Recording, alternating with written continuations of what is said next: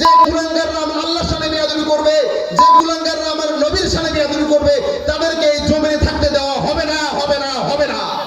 আপনারা কিছুদিন আগে দেখছেন আবুল সরকার নামে এক ভণ্ড বাউল, এক গাঁজাখোর নেশাগ্রস্ত এক ব্যক্তি আল্লাহকে নিয়ে কটূক্তিমূলক কথা বলেছে, আল্লাহকে ব্যঙ্গ করেছে।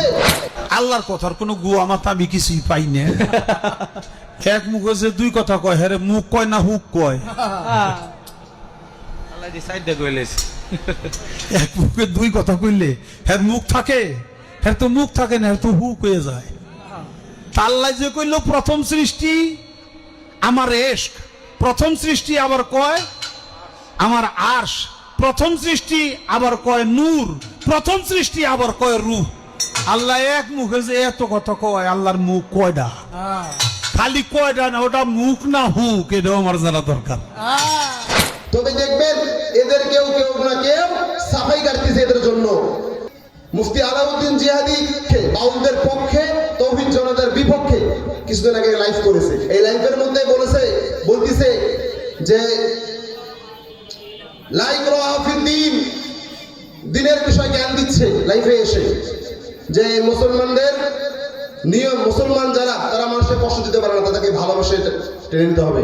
আরে ভাই, যখন কোন আলেম ভুল করে অনাকাঙ্ক্ষিত ভাবে মুখ দিয়ে কোনো কথা বের হয়ে যায়, তখন আপনি যেভাবে কঠিন হয়ে যান, যেভাবে আপনি ওদের বিরুদ্ধে লেগে যান, আর যে একজন ব্যক্তি যে বাউল ইসলাম সম্পর্কে কোনো জ্ঞানী নাই, সেই স্টেজের মধ্যে সরাসরি আল্লাহকে অবমাননা করতেছে, আপনি এদের পক্ষে সাফাই কাটতেছেন।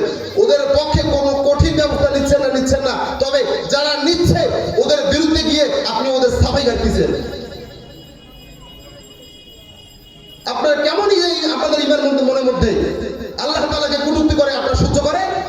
আবু বকর রাদিয়াল্লাহু তাআলা আনহু কত ঠান্ডা মেজাজের মানুষ ছিল, আমরা সকলে জানি। উনি এমন ঠান্ডা মেজাজের মানুষ ছিলেন যা বলার মতো নয়।